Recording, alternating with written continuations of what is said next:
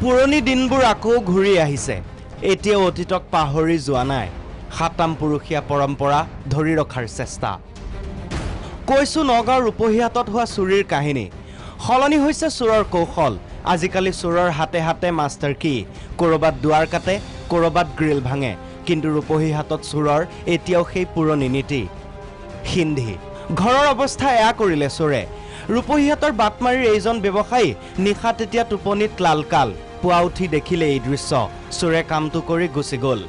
চোৰে নিলে নগদ 1,20,000 টকা নিলে 1.5 লাখ টকাৰ সোণৰ অলংকাৰ হোৱাৰ পিছত মই হাৰ পোৱা নাই ৰাতিপুৱা 5টামান বজাত উঠি পেলাই চাইছোঁ মোৰ ঘৰৰ পৰা সোণৰ অলংকাৰ গ'ল প্ৰায় 1.5 লাখ টকা মান